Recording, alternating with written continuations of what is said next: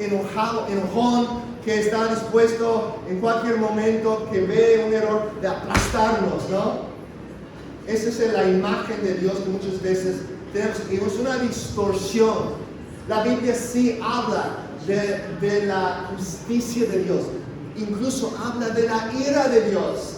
Pero la ira de Dios es su obra extraña. Lo que más fluye de manera directa de su corazón no es su ira, sino su compasión. Dios es Dios compasivo, lento para la ira. Dice la Biblia en muchos lugares, ese mismo versículo, esa descripción del carácter de Dios. Él es lento para la ira. Y Él es un Dios que está dispuesto a perdonar. Es un Dios lleno de compasión y misericordia. Su amor es para siempre. Y aquí vemos que la respuesta inmediata del corazón de Dios, a pesar de tanta maldad, de tanta perversión, de todo lo que estaba pasando, personas cometiendo actos horribles de inmoralidad, que a pesar de todo esto, Dios no responde con enojo. Eso no es su primera respuesta, sino su respuesta es compasión. Y vimos el domingo, hace unos domingos, cuando estuvimos mirando este capítulo, los primeros versículos de este capítulo, que Dios en su gracia, a pesar de la maldad, extendió el tiempo. Dijo, van a tener 120 años antes de que llegue mi juicio. Las personas recibieron una advertencia de 120 años para arrepentirse. Ese es el corazón de Dios. Es lento para la ira. Pero aquí vemos que la humanidad seguía rechazando a Dios, seguía escupiendo en su cara, usando los cuerpos y el intelecto que Él les había dado, que Él les había regalado en su amor, usando todo eso para dañar los unos a los otros, para lastimar los unos a los otros y para ofender a Dios, para escupirle en su cara. Gracias, hijo. Entonces el versículo 7 dice, entonces el Señor dijo, borraré de la superficie de la tierra al hombre que he creado, desde el hombre hasta el ganado, los reptiles y las aves del cielo, porque me pesa haberlos hecho. Pero Noé halló gracia ante los ojos del Señor. Entonces ahí vemos el versículo 7, parece muy duro. Dios va a borrar todos de la faz de la tierra. Parece muy extremo, pero no vayamos a olvidar de que eso es después de 120 años de misericordia. Que Dios soportando con la maldad, y más de eso, desde la creación, desde la rebeldía de Adán y Eva, desde la que Caín mató a su hermano Abel, y toda la corrupción que vino después de eso, Dios en su tolerancia, Dios en su paciencia había soportado a la humanidad.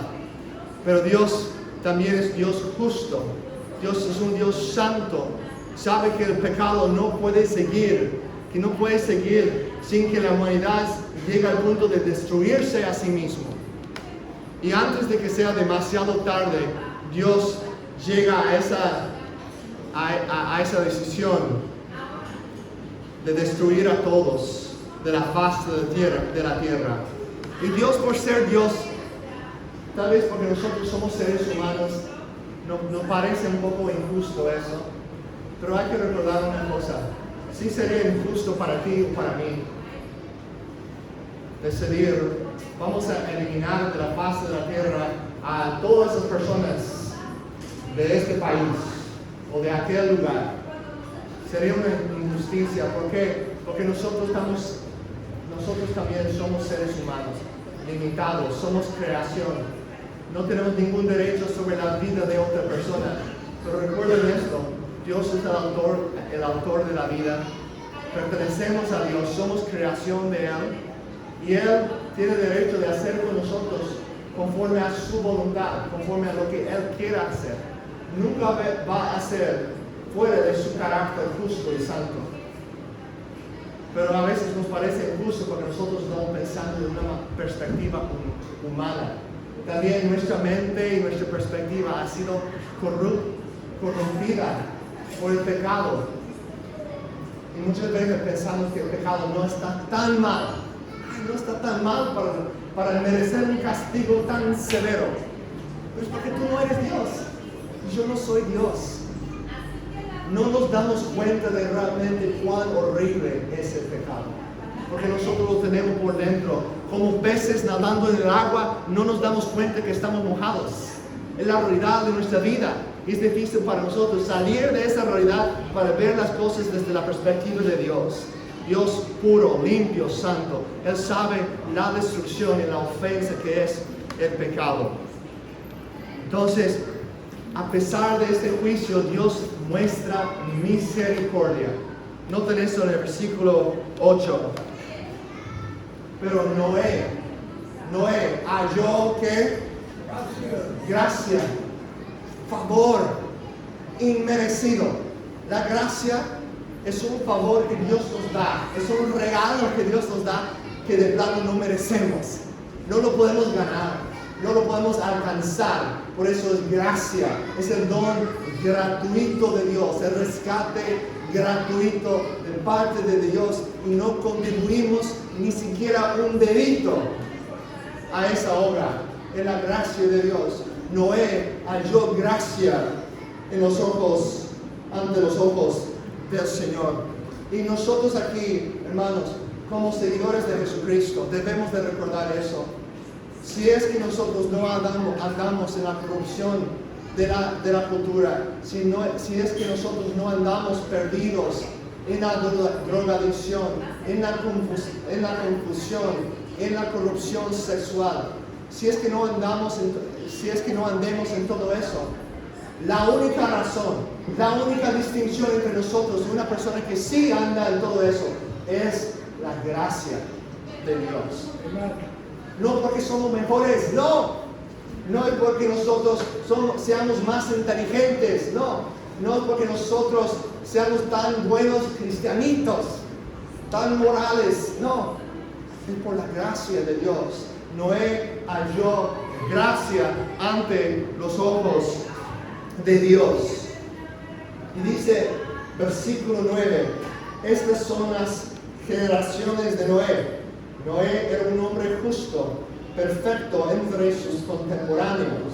En otras palabras, la única persona que andaba rectamente, obviamente un pecador, también igual, porque él necesitaba gracia. Los que no pecan no necesitan gracia. Pero debido a la obra de la gracia de Dios en la vida de Noé, él andaba como un hombre que honraba a Dios. Dice, Noé siempre andaba con Dios, siempre andaba con Dios. Qué padre sería que las personas dijeran eso de nosotros, nuestro testimonio. Él anda con Dios, ella anda con Dios. No, ella es muy religiosa. No, ella es muy buena cristiana. No, ella anda con Dios. Ese es el testimonio que deseamos. Él se cree muy bueno. Él se cree muy buen cristiano. No, ojalá que no sea eso del testimonio, sino que él de verdad conoce a Dios. Todavía no entiendo esas cosas del cristianismo, todavía estoy descubriendo ciertas cosas, pero una cosa sí puedo ver: esa persona tiene relación con Dios. Esa persona está cerca de Dios, porque cuando yo estoy con esa persona hay algo diferente. Es lo que yo quiero de mí. Quiero que mis hijos en nuestro hogar que conozcan esa fragancia de la presencia de Dios, ese ambiente saturado por la presencia de Dios.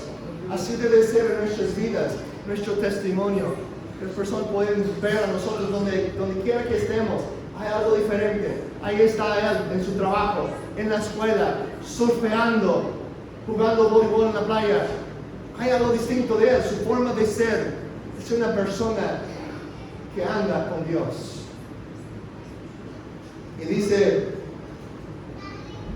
versículo 10, Noé engendró 3 hijos, Sem, Cam y Jafet. Pero la tierra se había corrompido delante de Dios y estaba la tierra llena de violencia. Dios miró, nota eso, llena de violencia. Las cosas iban de mal en peor. Y Dios miró a la tierra y vio que estaba corrompida porque toda la carne había corrompido su camino sobre la tierra. Entonces Dios dijo a Noé: he decidido poner fin a toda carne, porque la tierra está llena de violencia por causa de ellos. Por eso voy a destruirlos junto con la tierra. Entonces, Noé, por recibir gracia también, recibe una misión de parte de Dios. Una misión para salvar su familia de la corrupción y del juicio que vendría sobre la tierra. Bienvenidos. También al salvarnos a nosotros mismos, Dios nos incluye en su plan de rescate. Nos invita a participar en su misión. Llegamos a entender lo que realmente está pasando en el mundo. Las personas pueden ver las cosas y pueden sacar varias teorías de por qué están las cosas como son, por qué hay tanta maldad, por qué hay tanta guerra. Pero una vez llegando a conocer a Cristo, en la palabra de Dios, podemos tener nuestros ojos abiertos para entender y ver lo que realmente está pasando. Lo que realmente está pasando alrededor de nosotros. Dios nos incluye en su misión, en su plan. Y aquí vemos que Dios llama a Noé, versículo 14, hazte un arca, un barco enorme, ¿no? Hazte una arca de madera de ciprés, harás el arca con compartimientos y la cubrirás con brea por dentro y por fuera. De esta manera la harás de 300 codos o 135 metros la longitud del arca, de 5 codos, 22.5 metros su anchura, y de 30 codos, 13.5 metros su altura. Le harás una ventana que terminará a un codo. Es un codo, ¿no? Aquí, creo que del punto del dedo más largo hasta el codo, más o menos. De la altura, dice, le harás una ventana que terminará a un codo del techo y pondrás la puerta en su costado. Harás el arca de 3 pisos. Entonces yo traeré, noten eso, creo que ese detalle del versículo 16 es importante también. Y pondrás la puerta en su costado. Pondrás la puerta en su costado. Vamos a notar eso un momento, pero quiero que recuerden ese detalle. Pondrás la puerta en su costado. Entonces, versículo 17 dice: yo traeré un diluvio sobre la tierra para destruir toda carne, en que hay aliento de vida debajo del cielo. Todo lo que hay en la tierra perecerá, pero estableceré mi pacto contigo. Entrarás en el arca, tú y contigo tus hijos, tu mujer y las mujeres de tus hijos. Noten eso. Ya hemos visto que la única diferencia inicial entre Noé y todos los demás que van a ser destruidos es que Noé ha recibido el favor de Dios, ha hallado gracia ante los ojos de Dios. La gracia es lo que cambia todo.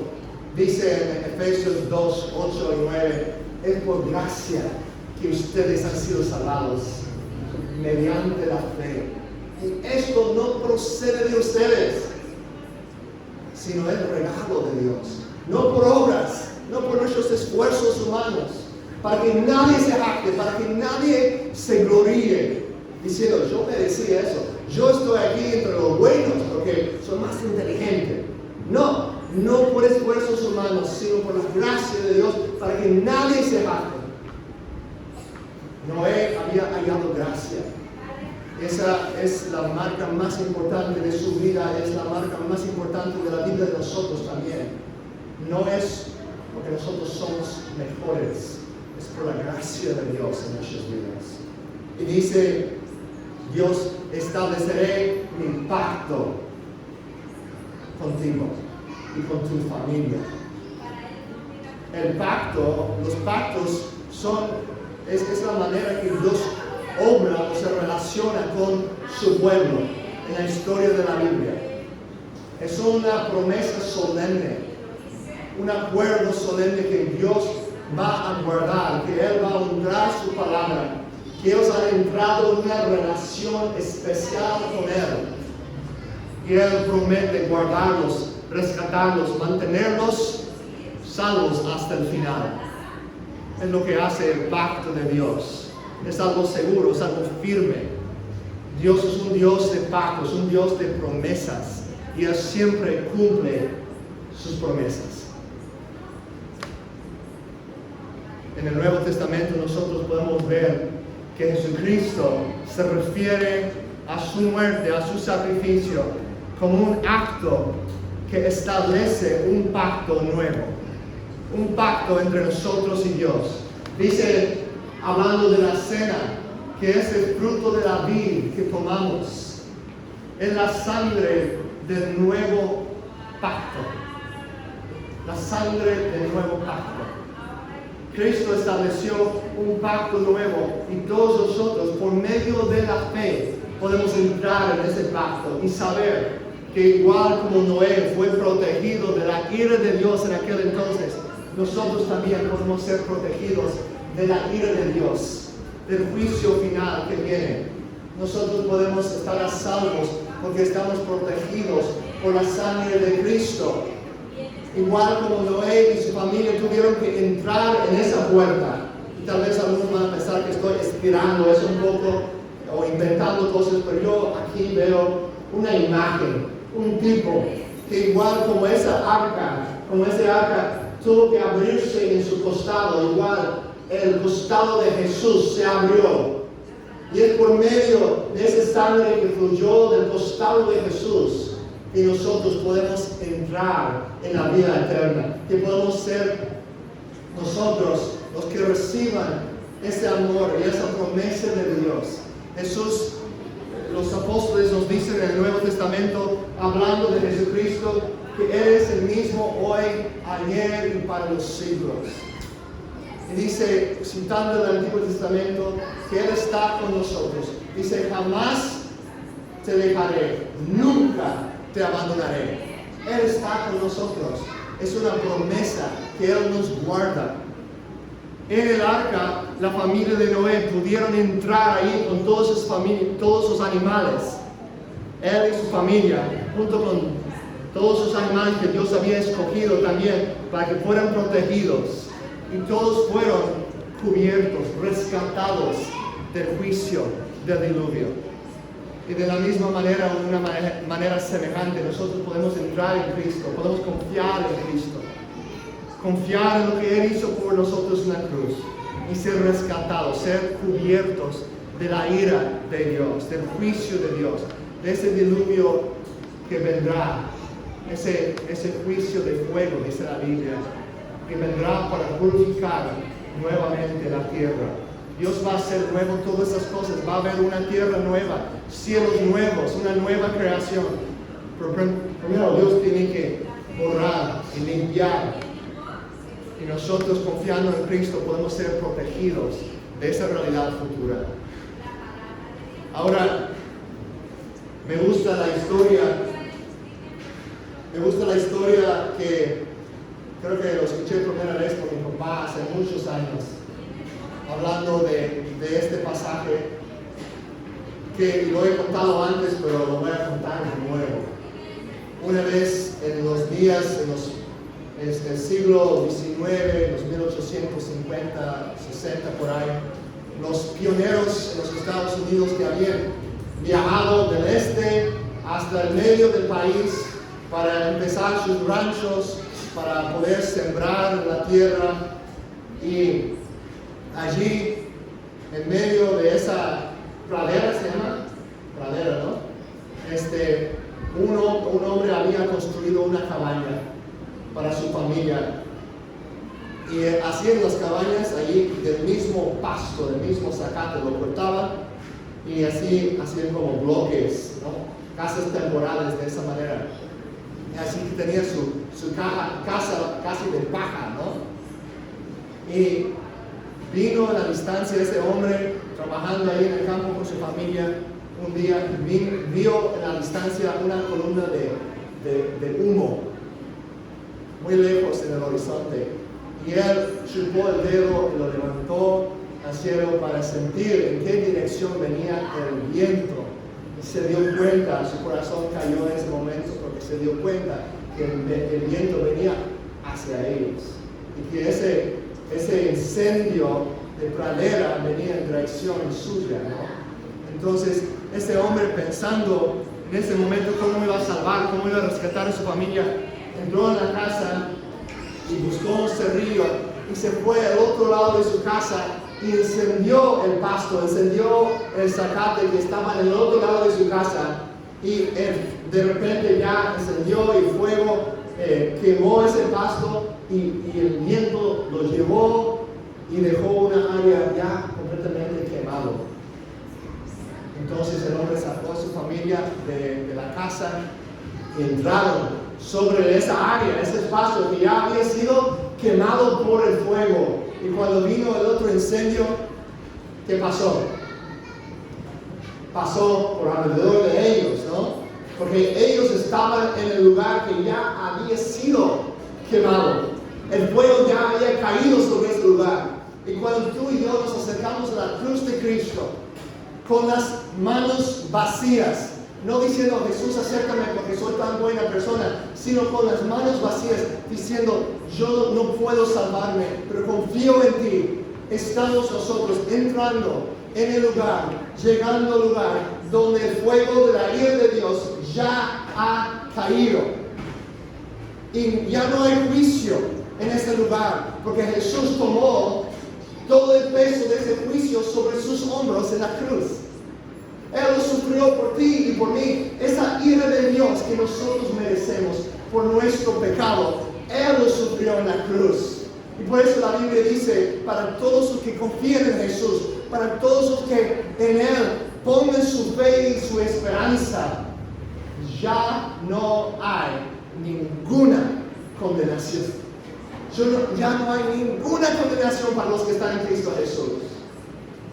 Ya no somos esclavos del pecado, hemos sido liberados.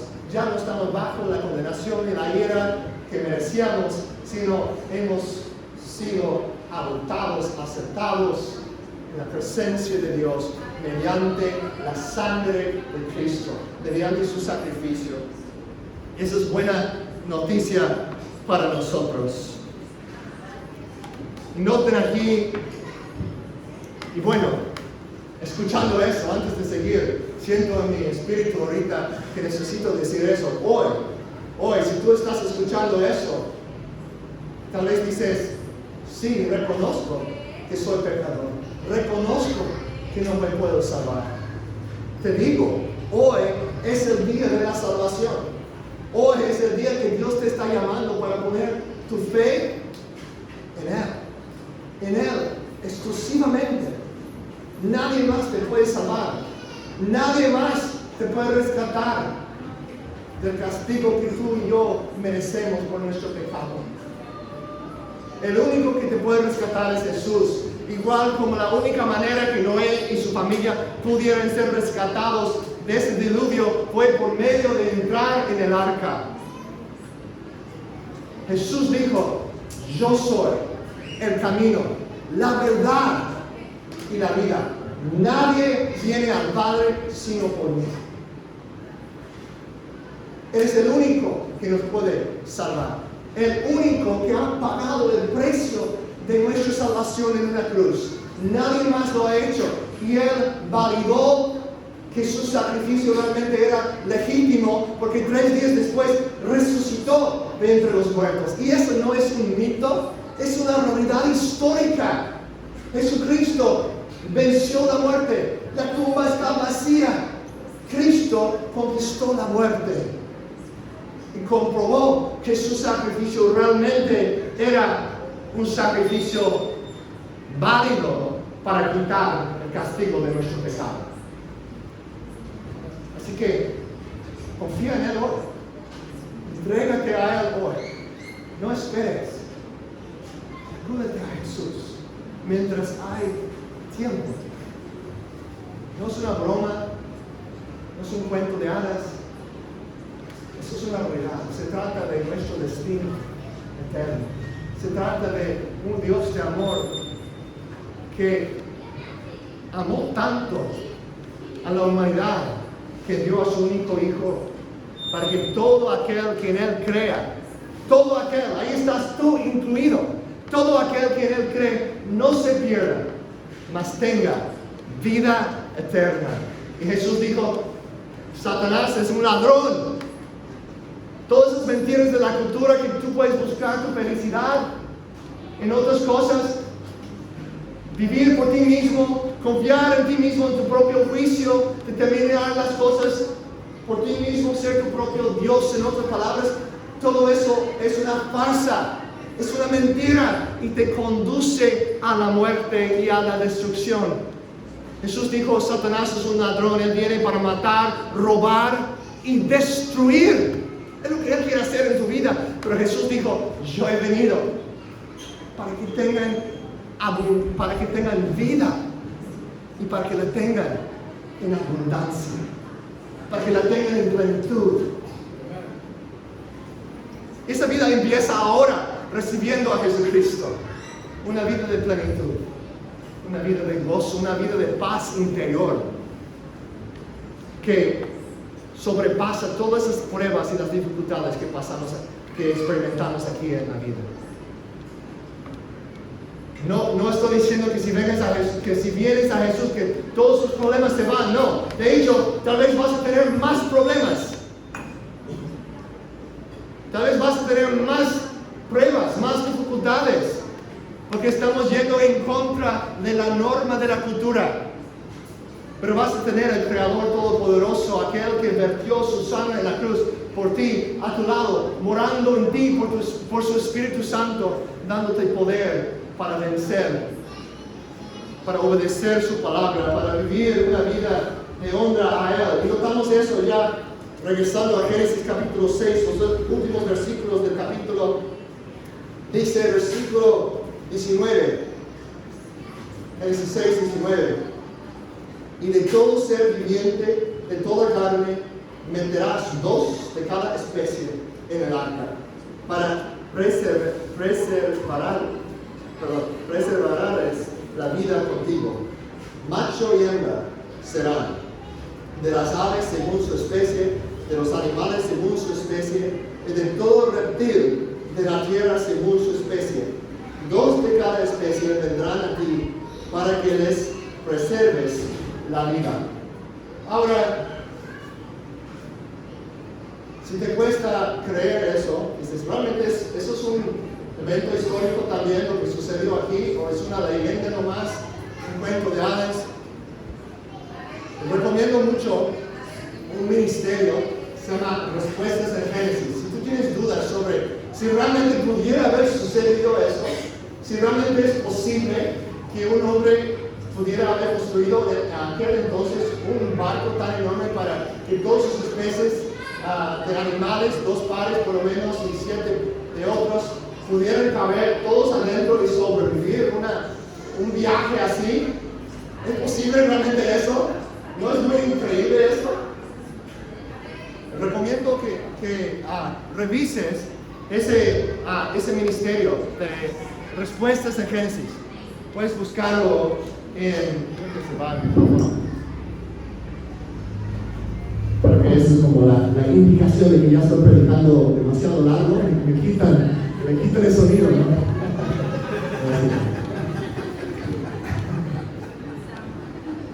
Bueno, vamos concluyendo entonces. Bueno, ahí recomiendo ese sitio. Yo no hay tiempo para entrar mucho en esos detalles. No creo que es el enfoque de este pasaje, pero hay buenas respuestas. Si realmente tienes dudas sinceras, hay personas que lo rechazan y dicen, ay, pues no, eso es una cosa ridícula.